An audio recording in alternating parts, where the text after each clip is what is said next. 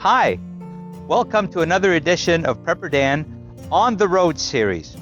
This time we're heading to Elgin, New Brunswick, where we're going to meet Brittney, our chapter leader from Sussex, New Brunswick. Brittney runs a little company called Wild Wellness Apothecary. She runs this from home. She's a busy mom expecting her third child. And Brittney's going to showcase some of her products. We're going to go to a cute little country store there where she sells some of her products. But Brittney's going to tell us a little bit about why it's important to use natural products that she makes herself. And there'll be links in the description where you can order directly from her and support her business. So let's head on up to Elgin, New Brunswick, where we can meet Brittney and find out all about her products. Thanks for joining with me today on this episode.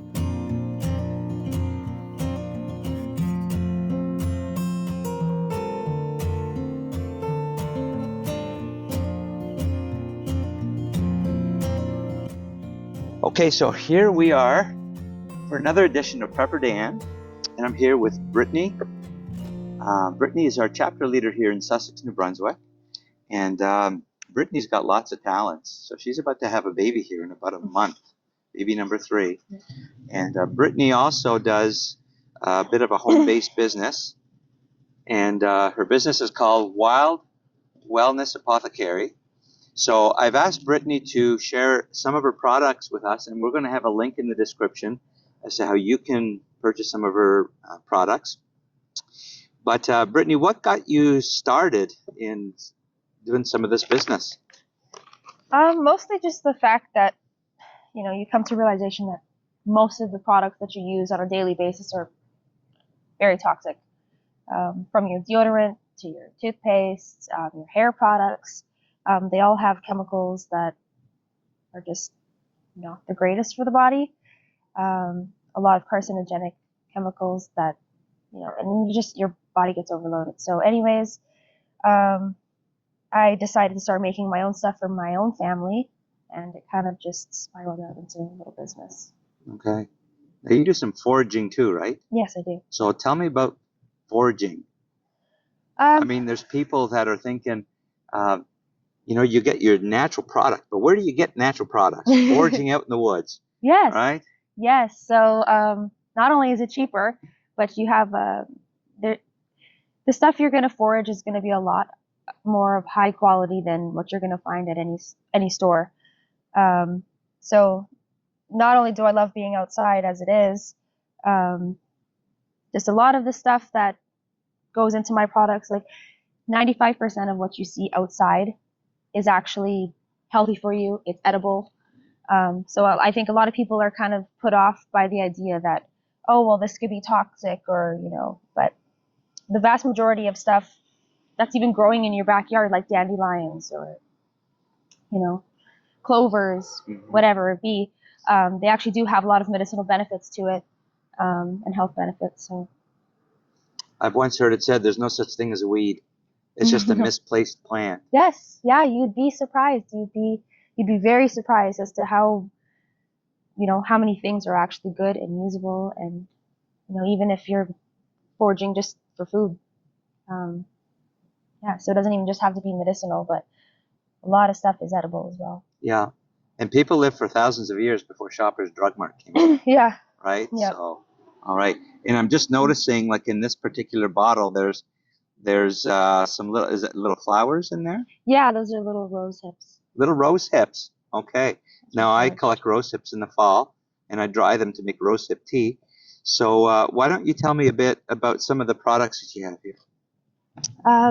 So I guess we'll start with this one. This one is my Sunshine Serum. I use this for everything, really. It's good for your hair. It's good for your body. It has vitamin E, jojoba oil, wild-crafted calendula infused oil. So just a lot of, especially when you're pregnant, it really works well for stretch marks. So so this is something that I always have on hand, really. It's a very versatile product, and it doesn't have any chemicals. It doesn't have any artificial fragrances or perfumes, which we know can have hundreds of different chemicals just within the bracket of fragrance or perfume. So how would you use this for your hair? You can use it on your scalp. You can use it on the ends of your hair. So yeah. Usually I do it when my hair is about 60% dry. Okay. And then just let it dry after that fully. Okay. But yeah, I use it on my kids. I use basically everything on my kids. That's why I make all this stuff, because I found it really hard to find products that were safe for my children, even when it came to shampoo and soaps and moisturizers. So that's kind of the whole part of it. Okay. Yeah, so I do stuff like diaper balms.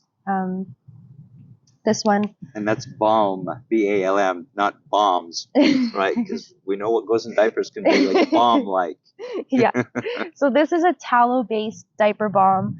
All of my tallow products are made with locally raised grass-fed beef.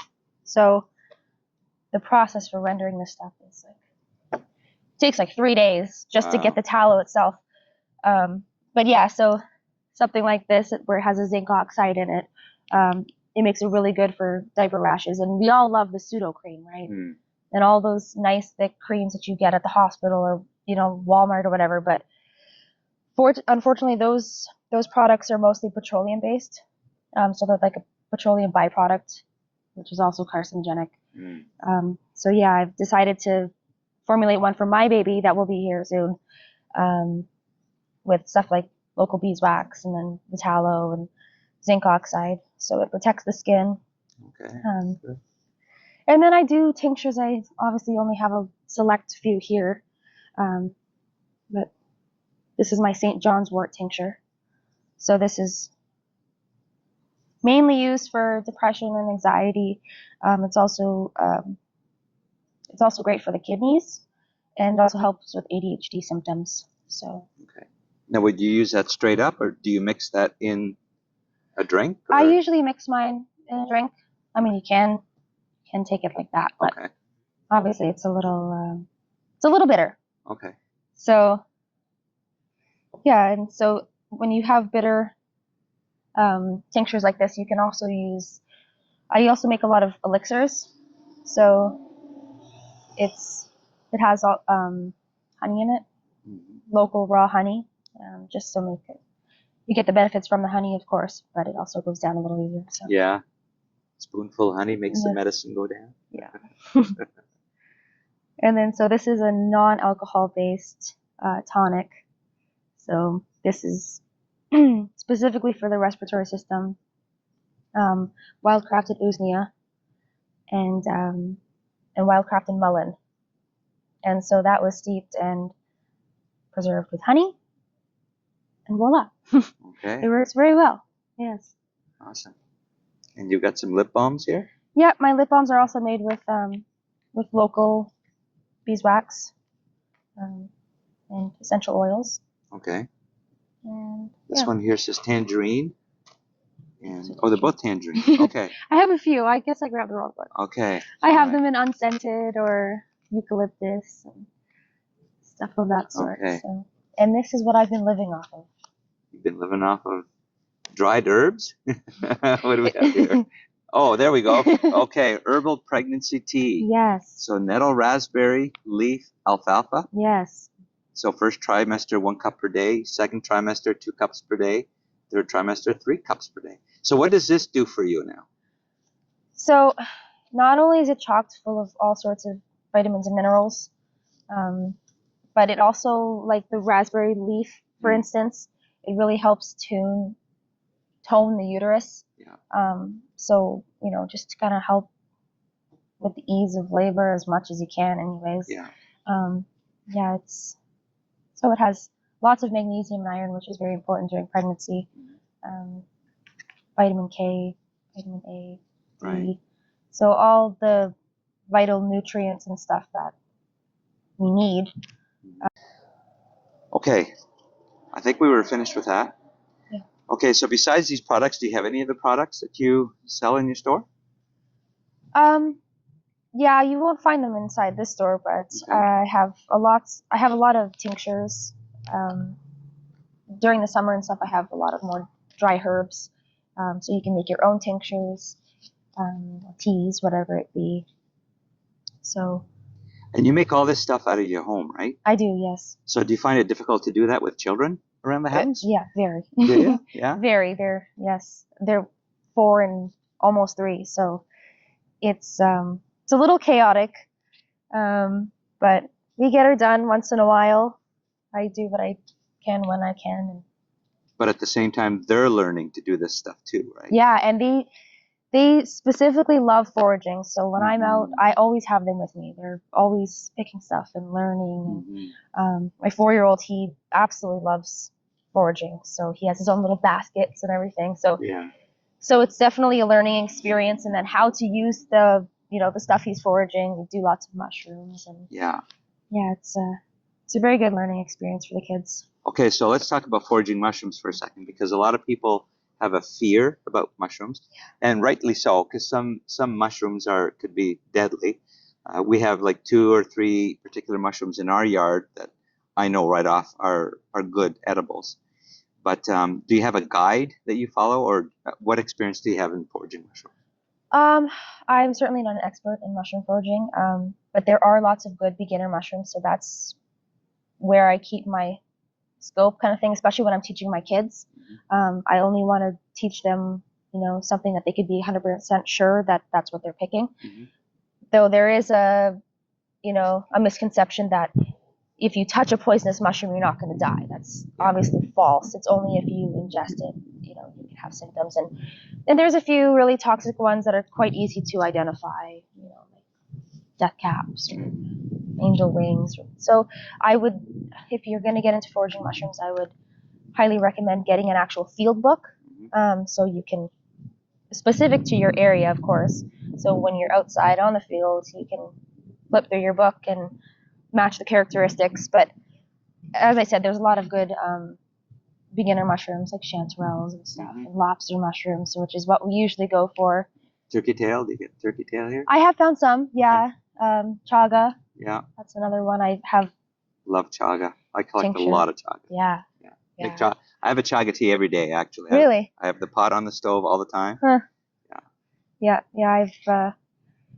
I haven't found a lot of it around here. Maybe I'm just not looking hard enough. But I sold out of my chaga tincture. Maybe I have a couple left. So. Yeah. Yeah. Okay. And so you've got a website that you've been working on. Yes. And so we're going to have a link to your website on the description of this video. And I know you're going to be adding to it, but priority right now is for you to have this baby. Yes. And get that done. And you also have a Facebook page. I do. Called Wild Wellness Apothecary. So we'll have a link to that also in the description. And so you can contact Brittney at probably on her website, where you can order things online. Yep. And then you can ship them to them, to your customers, and you'll be satisfied. And be sure to leave a good review for Brittney. I mean, she's a young mom and she's just getting started with her business. And we're glad to have her as part of our Action for Canada team. And so I was glad to be able to come out today. Beautiful farms around this area in Elgin, New Brunswick, and another piece of paradise. And so pretty soon, I mean, the grass is getting green, so very soon here, I'm already starting to see some places where the dandelions will be up, probably in the next, I'm going to say, week or so. They'll be sprouting up. So just itching to grab them. I know. People think dandelions, they're weeds, right? No, they're not. There's benefits in the flowers and in the roots, the whole plant, actually. Yeah. Yep. I'm actually going to be doing a Prepper Dan video on just dandelions, and it'll mess your mind to think that that weed is beneficial for you. So, so it's been fun to do a couple of episodes here in this area on the road with Prepper Dan, and we're going to be doing one more in my neck of the woods in Cape Breton with another person that watches our channel and a local person. So Brittney, thank you so much for doing this, and I hope you get tons of orders. But you're going to be busy having this baby. Yeah. So we wish you all of God's blessings with your new baby. Do you know what you're having, by the way? Yes, a little girl. A little girl, not a big girl. No, I hope not. Yeah. All right. Well, we pray that God will bless you and Calvin with this new addition, and pray that you do very well in your business. Thank you very much. God bless you. Thank you.